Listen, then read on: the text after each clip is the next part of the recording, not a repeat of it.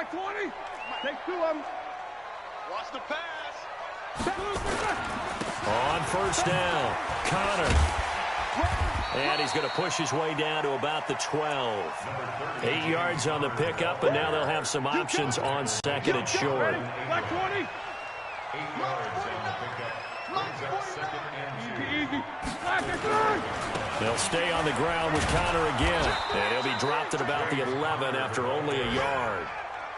Well, the objective there, I mean, yes, the positive gain, that's nice, but work some clock. Yeah, you're exactly right, but the problem for them is still within a possession, so they can't just sit on it running the ball. They have to find a way to throw it effectively as well. And this play goes nowhere, losing yardage back to the 15. He loses 4, and it brings up 4th. Fourth quarter, down to the final 2 minutes, and we've got a one-score game.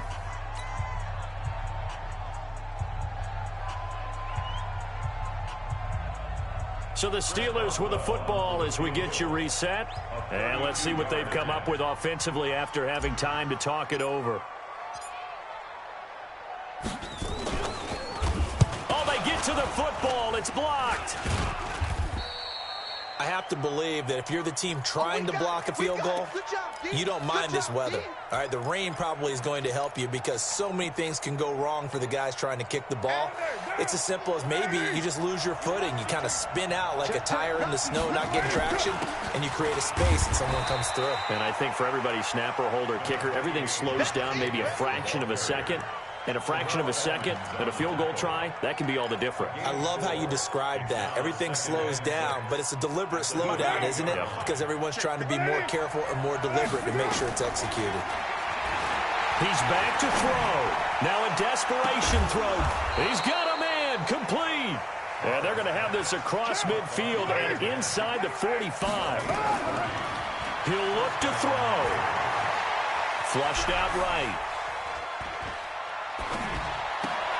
And, oh, a crusher there as it's intercepted. Picked up by Cameron Sutton.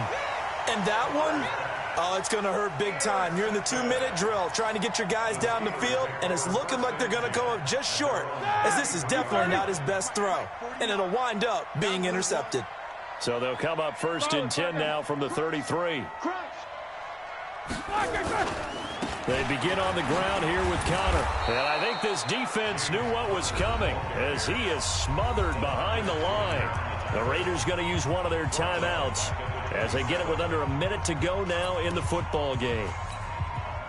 Second and long, but you got to figure this almost certainly another run. On second down, it's Snell. And he's going to have to protect the football and take his lumps here at this stage of the game as they stop him behind the line. Now the Raiders going to go ahead and use the second of their timeouts as they get the stoppage with a little over 50 seconds left to go in the game. So time to start going in the other direction as they come up now third and long. And he won't be close to a first down as he runs into a wall right around the line of scrimmage. Now the Raiders going to burn their third and final timeout as they get the stoppage with just under 50 seconds remaining in the fourth.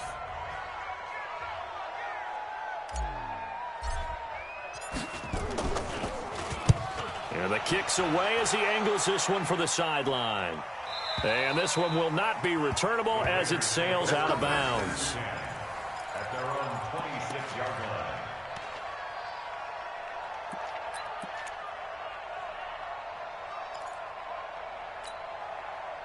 The Raider offense set to get this drive started. One possession game. Time very much a factor. How does the offense handle this situation? Well, in a lot of cases, they should be somewhat relaxed. And I know that's counterintuitive because this is a pressure situation. But this is Friday practice every week of the season. You go over this situation, having to go downfield, limited timeouts, got to get out of bounds and keep the drive going and set yourself up. Defensively, you can't just lay back and let them do whatever they want. So it is a cat and mouse deal here. How much pressure will the defense bring, and how much pressure can the offense handle? We're going to find out. Looking for more there on first down, but this throw downfield incomplete.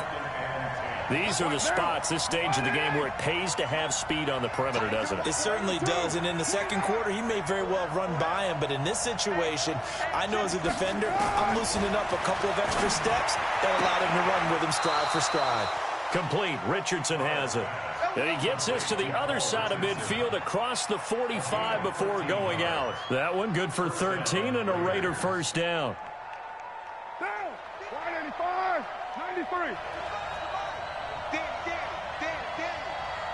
Mike by 5, Mike 55, Mike by 5. Carr to throw. And, a crusher there as it's intercepted. Picked up by Minka Fitzpatrick. You hear me laughing, partner, and I'm not laughing at the situation, but sometimes you just get yourself into a rut. It's hard to shake yourself out of it. Listen, anytime you take a knee to end a game, that means you've won it. So it doesn't matter whether it's home or on the road, but there's something a little extra special about doing it in front of your home crowd, isn't there? And the home crowd applauding. They're happy with what they've seen. Chalk this one up in the left-hand column for a win. Yeah, that's right. Head to the locker room, throw the wristbands in the crowd for the kids, your gloves, your towels. Get to share it with the home team. So this one in the win column for the Pittsburgh Steelers.